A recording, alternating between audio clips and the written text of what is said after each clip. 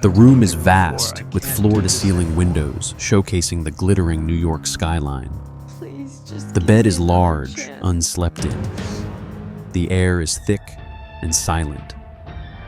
Chloe Evans sits at her vanity, dressed in a simple but expensive silk nightgown. She isn't looking at her reflection. Instead, she's holding a small silver locket, staring at it with profound sadness. She looks exhausted, the weight of years of disappointment etched on her beautiful face. The sound of a key in the front door, heavy, slightly unsteady footsteps, echo on the marble floor. Liam is home.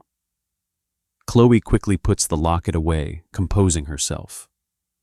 She picks up a book, trying to look occupied. The bedroom door opens, and Liam Evans enters. He is undeniably handsome, wearing a tailored Tom Ford suit. But his tie is loose, his hair slightly disheveled, and he carries the scent of expensive whiskey and another woman's perfume. He doesn't look at her. He walks to the dresser and angrily tosses his keys into a crystal bowl. The clang is jarring in the silence. Liam Long. Tense silence then. My mother called today. Again. Chloe closes her eyes for a brief second, bracing herself. Chloe. Quietly. I know. Liam turns to face her, his voice dripping with contempt.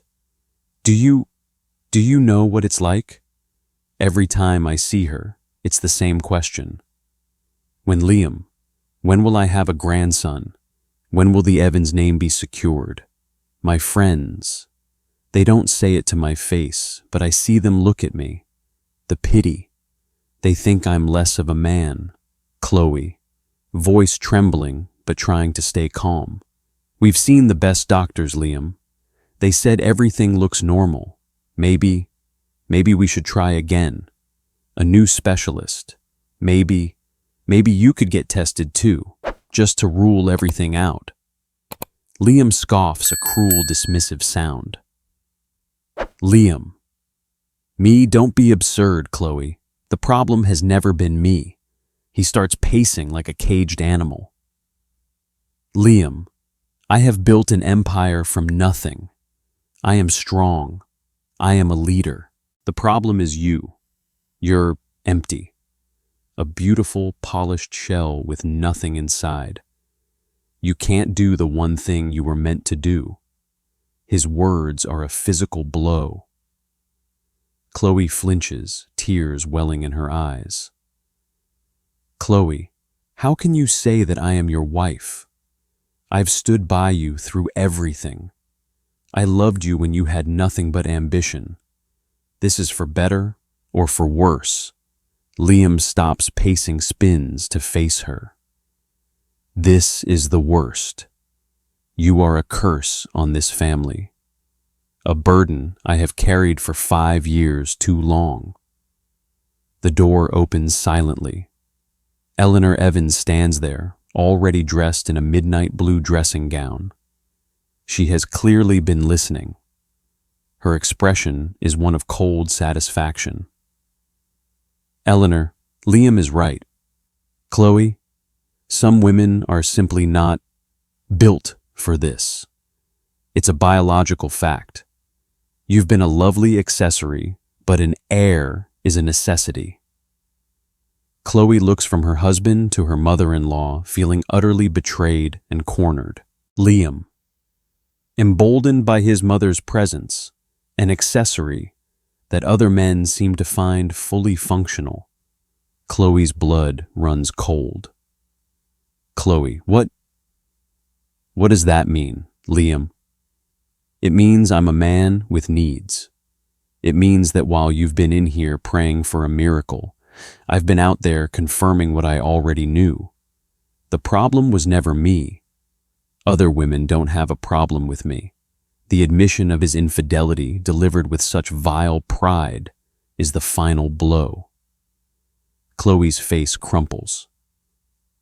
Eleanor calmly, viciously. It's time to be practical, dear. You need to leave. Tonight. for the sake of this family's future. Don't make this ugly. You'll be taken care of financially. That's more than many in your position get." Liam nods, his arms crossed his face, a mask of cold resolve. The boy she once loved is completely gone. Liam: "Pack a bag. I want you out by morning. I'll have my lawyer draw up the papers. This marriage is over." Chloe is paralyzed for a moment, shattered. Then a quiet strength, born of utter devastation, takes over. She stands up, her posture straight, her tears now streaming silently down her cheeks. She doesn't look at Eleanor. She walks to her closet, pulls out a single suitcase, and begins to mechanically fold her clothes. Each piece is a memory of a life that was a lie.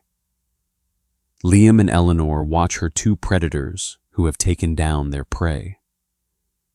They don't offer help, they just watch. When she is done, she zips up the suitcase. She pauses at the door, looking back at Liam one last time.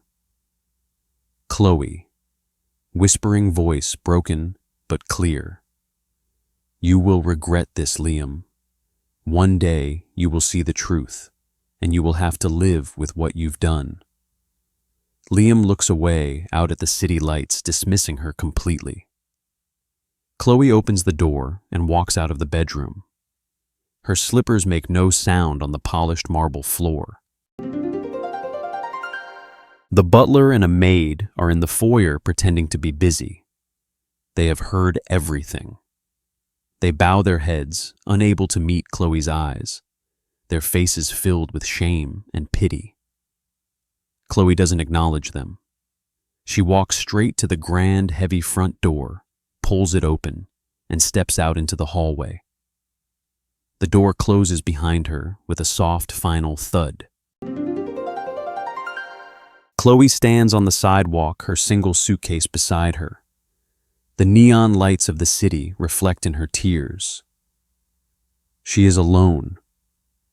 The woman who lived in a penthouse with a view of the world now has nowhere to go. She pulls out her phone, her hands shaking. She scrolls through her contacts and presses a name, Hannah.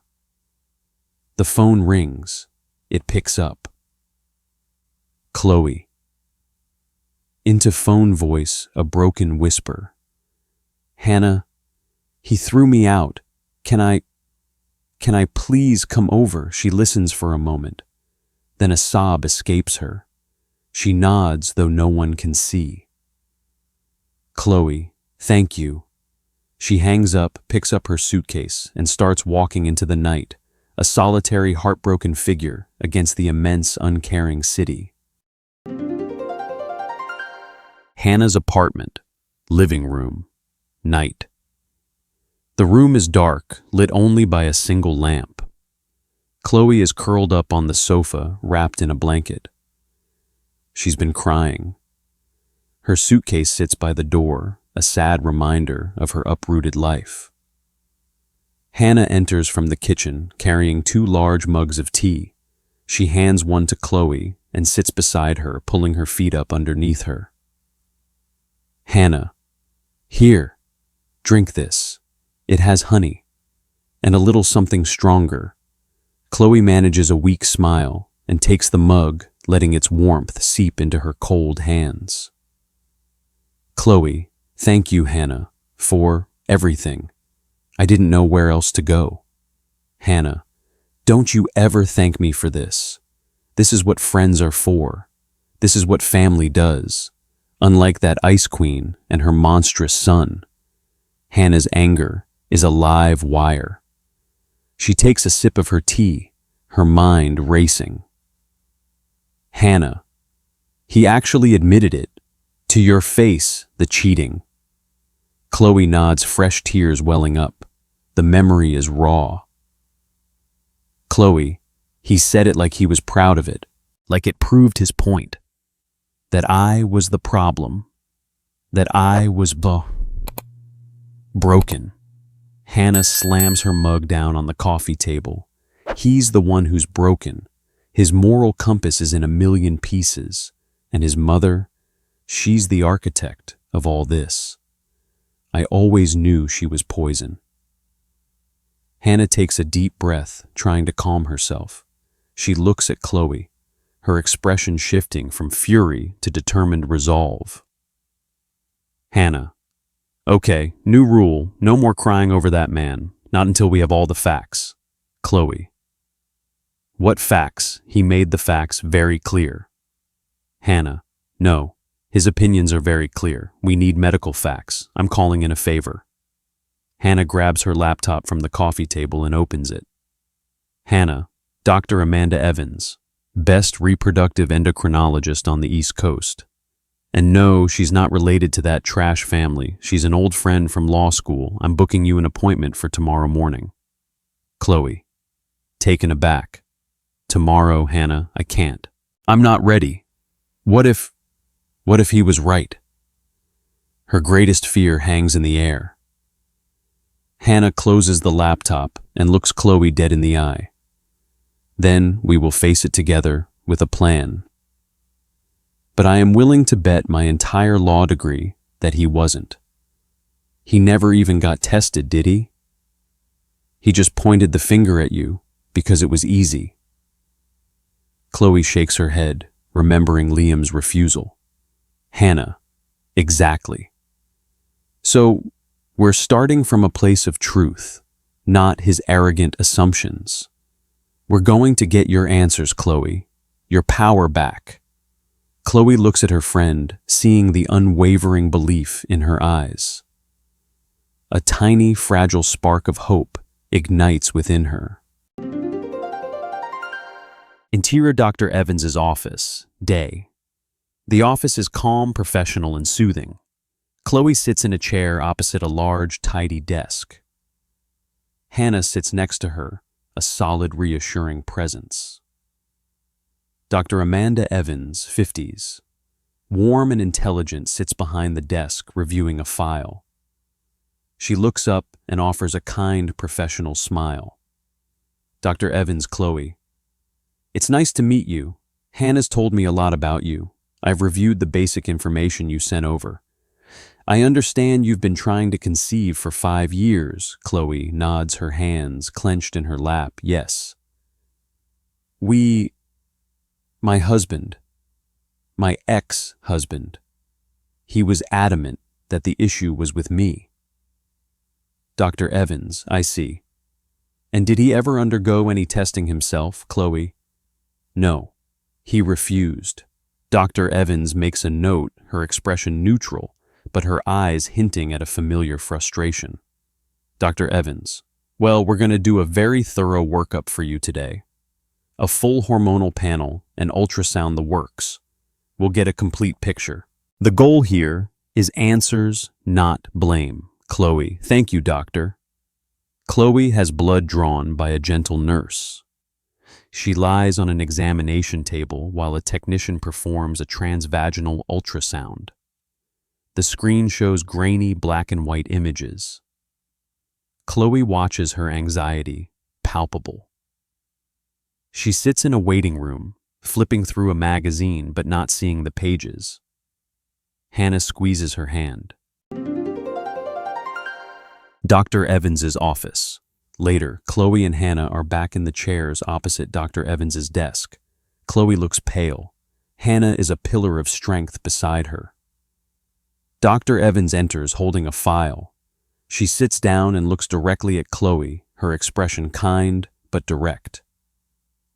Dr. Evans, Chloe. I have all your results back. Chloe holds her breath. Hannah leans forward slightly. Dr. Ezer, I am going to be very clear and very direct. There is absolutely nothing wrong with your reproductive health. Your hormone levels are optimal. Your ovarian reserve is excellent for your age. Your uterus is perfectly normal.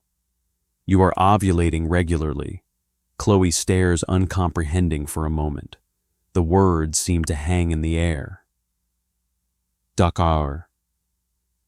Evans, you are perfectly fertile. The words land. Chloe's hand flies to her mouth. A choked sob escapes her.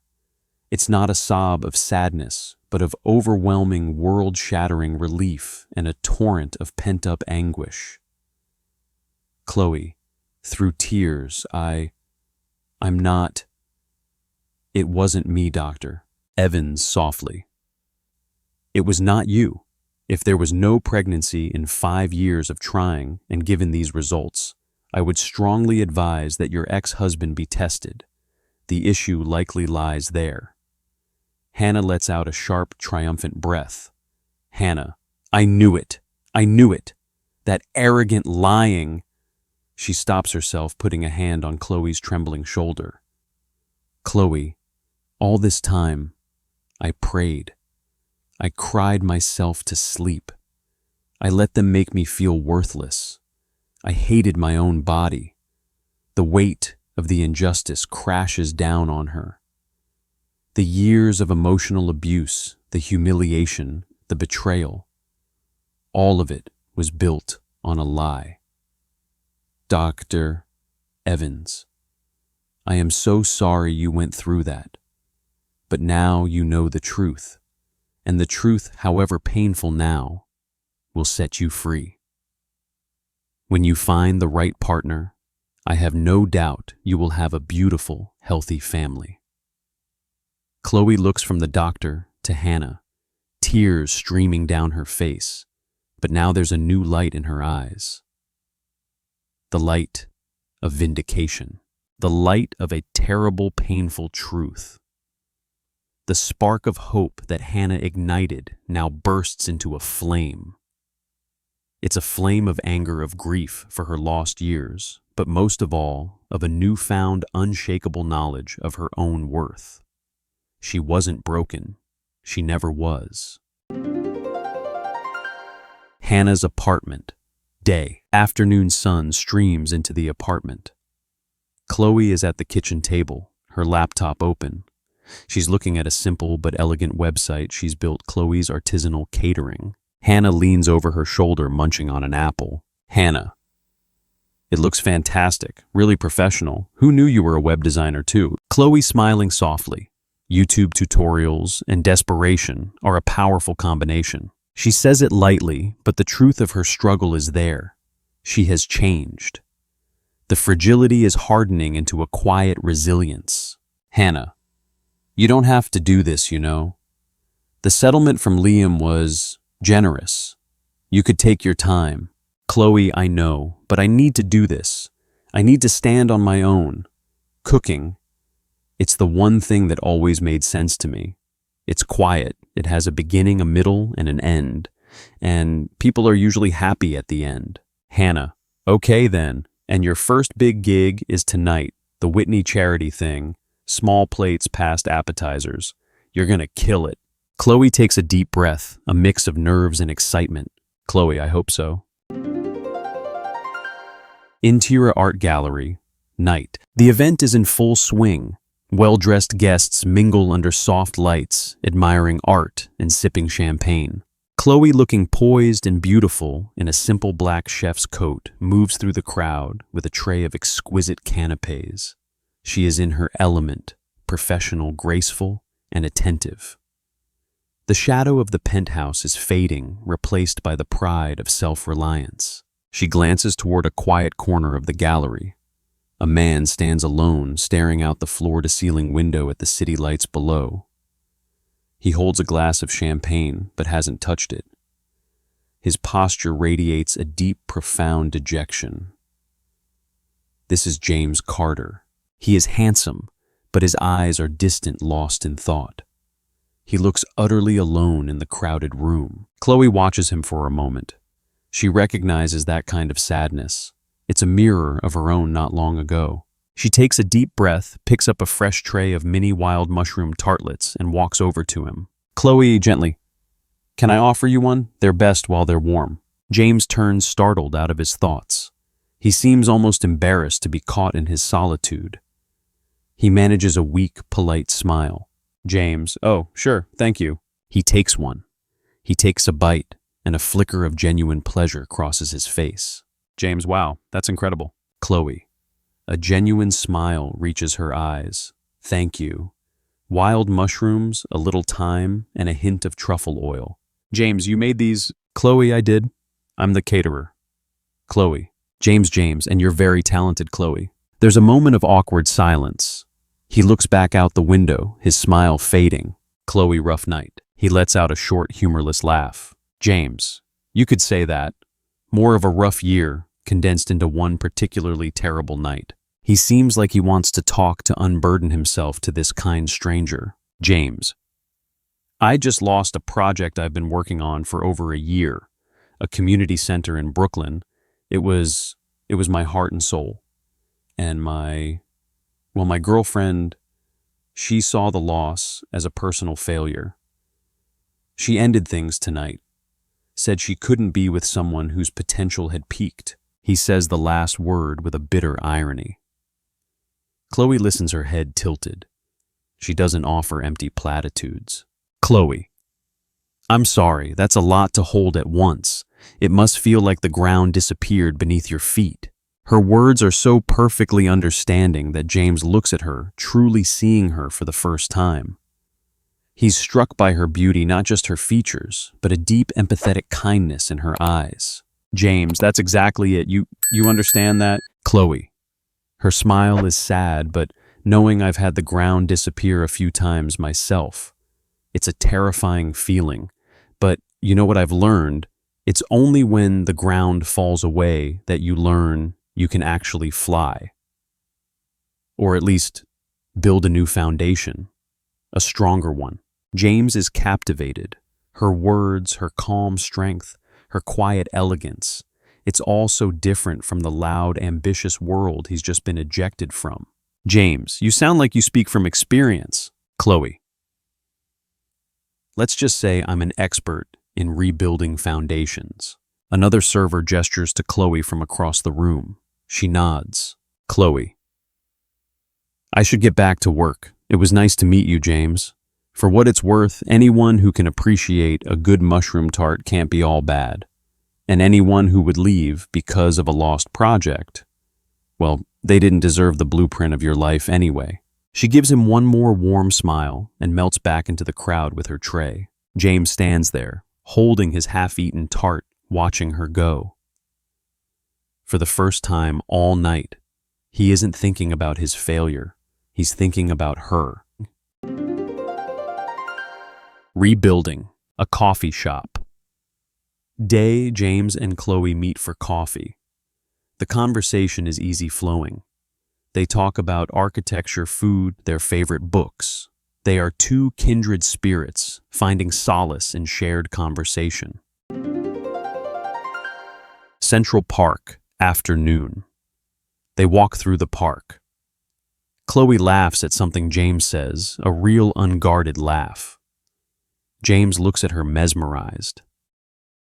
Chloe's tiny kitchen. Night. James is helping Chloe test recipes for her business. Flour is everywhere. They are both laughing, covered in dough.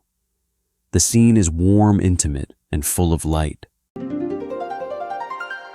Hannah's apartment. Night. Hannah watches Chloe get ready for another date with James. She has a knowing smile on her face. Hannah, he's good for you. He looks at you like you hung the moon, and not the broken one you thought you were, the whole bright, beautiful one. Chloe smiles at her reflection. She looks happier, lighter. Chloe, he sees me. Not the ex-Mrs. Evans. Not the problem. Just me. James's apartment. Night. It's a comfortable lived-in space filled with books, blueprints, and art. James is cooking dinner. Chloe is setting the table. There's a comfortable silence between them. James looks at her, his expression serious but soft. James, Chloe, I need to tell you something. Chloe looks up concerned. James, I Googled him, Liam Evans. I saw the pictures, the articles about the divorce. I know what he did to you, what he said about you. Chloe freezes, the color draining from her face. The old shame threatens to resurface.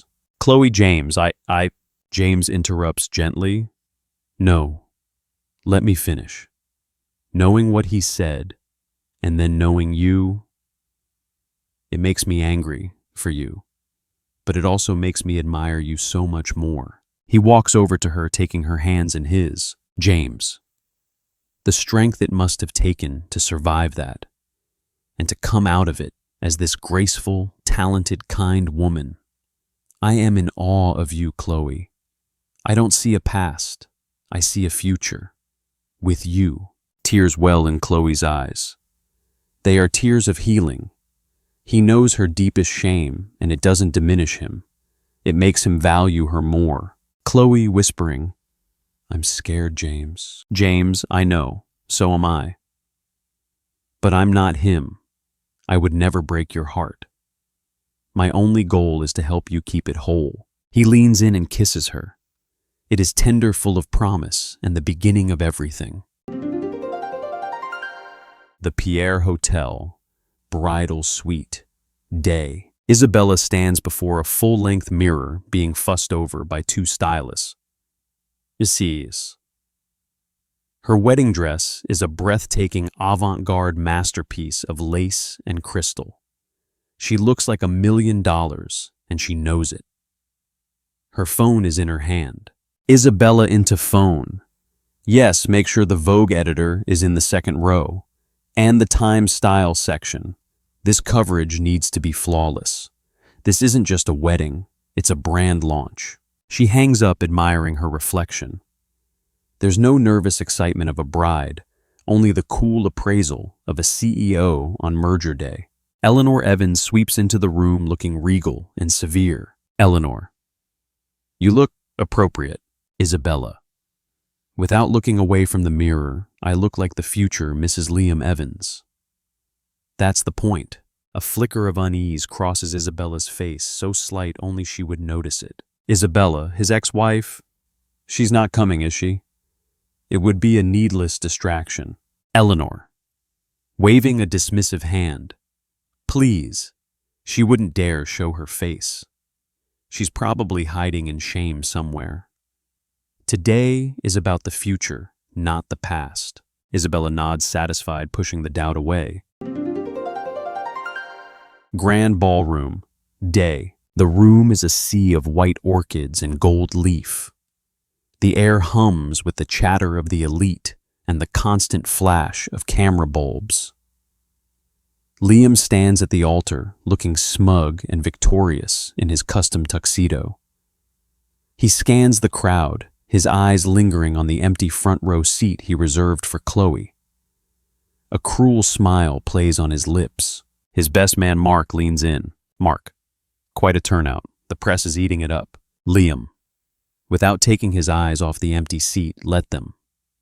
They're here to witness a new beginning. The past has been officially erased. He adjusts his cufflinks, his gaze sweeping over his kingdom. He is utterly oblivious. The Pierre Hotel. Day. A long, sleek black Rolls-Royce Phantom glides to a stop at the curb, a stark contrast to the flashier limousines. The driver steps out. The back door opens. A simple, elegant white pump steps out onto the red carpet. Chloe emerges. She is a vision. Her dress is not a traditional wedding gown, but a stunning, sophisticated white cocktail dress that screams quiet confidence and immense wealth. Her hair is swept up simply.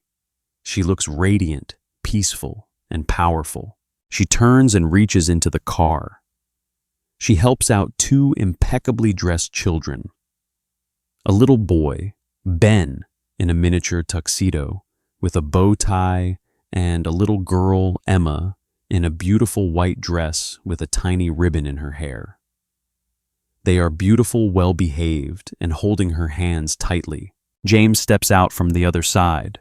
He looks handsome and proud in a dark suit. He gives Chloe a small, supportive nod. He will let her have this moment. This is her walk. Hannah, grinning like a Cheshire cat, emerges behind them, ready to document everything. A few paparazzi, bored of the usual arrivals, turn their lenses. They pause, confused. Who is this woman who who outclasses everyone here. One photographer's eyes widen in recognition. Photographer 1, whispering to another wholly, "That's Chloe Evans, the ex-wife." The camera's sensing a story infinitely more interesting than a society wedding swing toward her. The flashing intensifies. Chloe takes a deep, calming breath. She smiles down at her children. "Chloe, ready, my darlings? Let's go say hello." She takes Ben and Emma's hands and begins to walk calmly, gracefully down the red carpet and toward the open doors of the ballroom. Grand ballroom. Continuous. The orchestra is playing a soft Vivaldi piece. The murmur of the crowd is a low hum. The murmur suddenly dips, then drops another few decibels.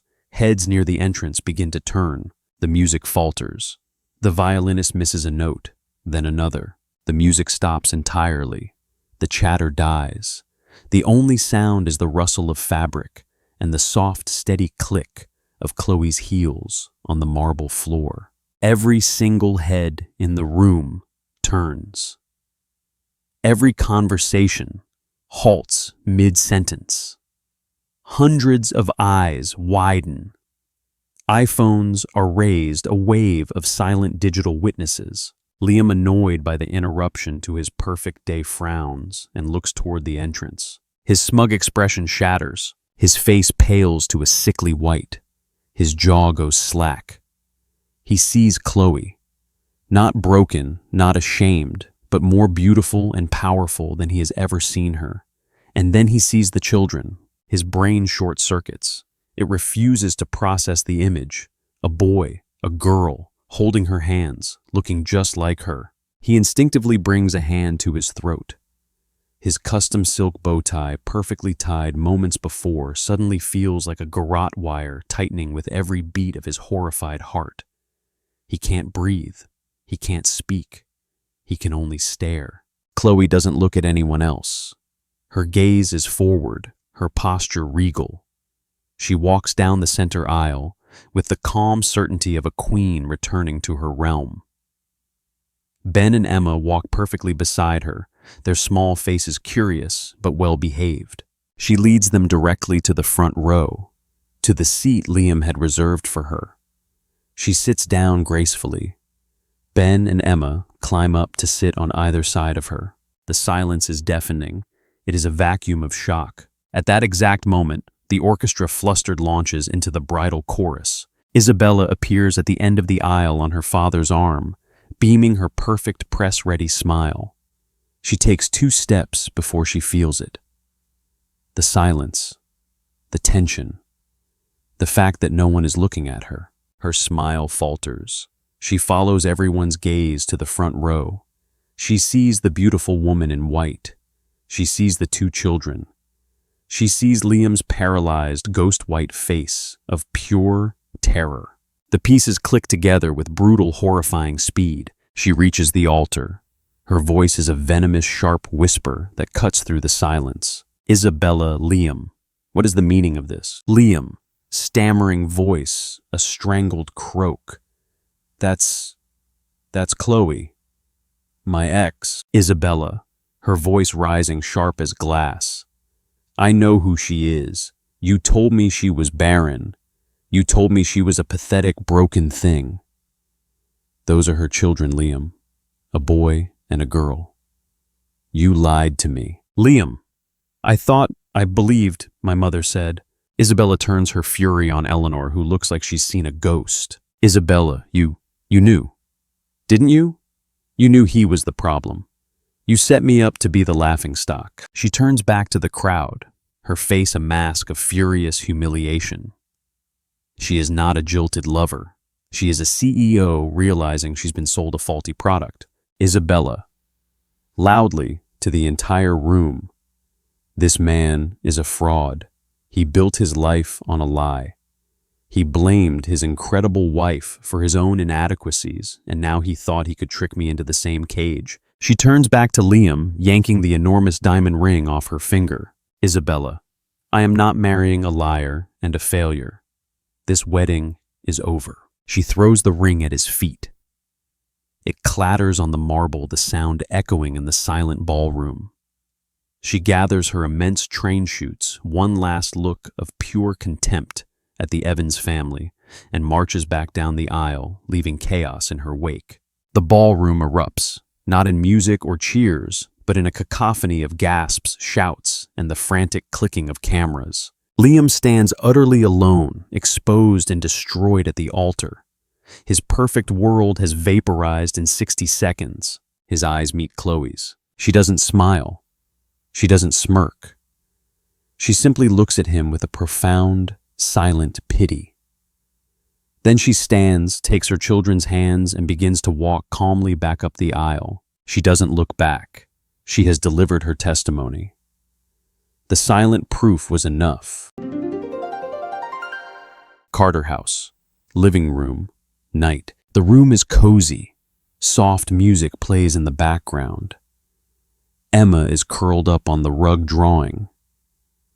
Ben is trying to build an impossibly tall tower of blocks with his father James, who is patiently helping him. Chloe watches them from the doorway, a soft, content smile on her face. She holds a cup of tea. She is radiant, not just from happiness, but from a deep, hard-won peace. Her phone buzzes on the coffee table. Hannah's name flashes on the screen. Chloe answers, putting it on speaker. Chloe, hey you! You're on speaker. Hannah, voice bursting with energy. Are you watching this? It's everywhere. Socialite's wedding day, meltdown, Liam Evans, exposed. The video of you walking in has 1 million views. You're a meme, Chloe. A glorious, elegant, truth bomb dropping meme. Chloe and James share an amused look. Chloe, I'm not really looking, Han. Hannah, well, you should. The comments are amazing. She's a queen. The quietest read in history.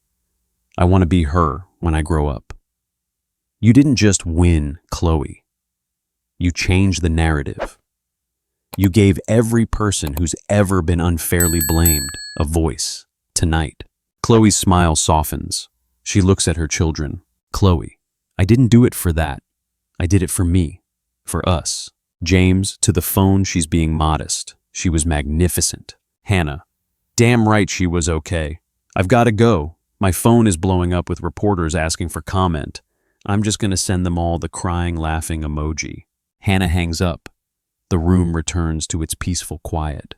James, she's right, you were magnificent. He walks over and kisses her forehead. Chloe, I just stood there. The truth did all the work. Suddenly, the doorbell rings. The sound is jarring in the evening calm. James and Chloe exchange a curious glance. He goes to answer it. Carter House. Foyer, continuous. James opens the door. Liam stands there. He is unrecognizable from the arrogant man at the altar. His clothes are rumpled. His eyes are red-rimmed and hollow with a despair that goes bone deep. He looks like a ghost. Liam, voice raspy. James, I need to see Chloe. Please. I won't take long. James studies him for a long moment, then nods silently, stepping aside. Liam walks into the living room. He freezes when he sees the scene. The cozy room, the children playing Chloe, looking so profoundly at home. It is everything he threw away. Chloe stands up, her posture, protective but not hostile. Liam. His voice breaks. I ruined everything. He looks at Ben and Emma, who have stopped playing to stare at the sad stranger. His eyes fill with tears. Liam, they're perfect. He forces his eyes back to Chloe, shame overwhelming him. Liam, I was arrogant. I was blind. I let my pride and my mother's poison destroy us. I judged you. I blamed you. I believed my own lies because the truth was too humiliating. He takes a shaky step forward. Liam, I got tested this morning after the wedding. Very low sperm count, poor motility. The doctor said it was likely from an untreated infection years ago. It was me. It was always me. The final admission hangs in the air, heavy and absolute. Liam, I am so sorry, Chloe, for the pain for the humiliation, for not protecting you. I don't deserve your forgiveness. But I had to come here and look you in the eye and say it. I was wrong. I lost the best woman I will ever know because I was too much of a coward to face the truth. He is crying openly now, his shoulders slumped in defeat. Chloe watches him, her face a canvas of emotions, memory, of the pain understanding of his humiliation, but above all, a settled peace. She walks toward him. She doesn't hug him. She doesn't touch him. She just stops in front of him, her gaze steady and clear. Chloe. I was angry for a long time, Liam. I hated you. I thought that pain would never leave. She glances back at James, who gives her a supportive nod. Chloe. But then I let it go. Not for you. For me. So I could be free to have this. So I could be open to real love. I forgive you. Liam's shoulders shudder with a sob of relief. The words are a balm and a punishment all at once. Chloe, I forgive you because I'm not the broken one anymore. I hope you find a way to forgive yourself, and I hope you find peace. Liam nods, unable to speak. He looks one last time at the beautiful family in the warm room, a living portrait of everything he can never have. He turns and walks slowly out the door, a man finally understanding the true cost of his pride. James comes to stand beside Chloe, putting his arm around her. James, you amaze me. Chloe. Leaning into him, I'm just healed. Emma tugs on Chloe's dress. Emma. Mommy?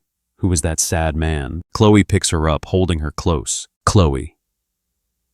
Just someone who lost his way, sweetheart. But Mommy found hers. She holds her daughter and looks at her son and her husband. The chapter is finally truly closed.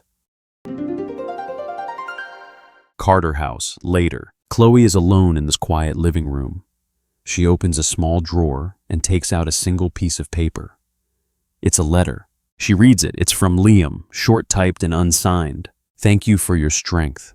Thank you for your forgiveness. You taught me a lesson I will never forget. I lost a good woman, and I hope one day your children will know how proud they should be. I wish you peace. She folds the letter, puts it back in the drawer, and closes it. She isn't sad. She isn't angry.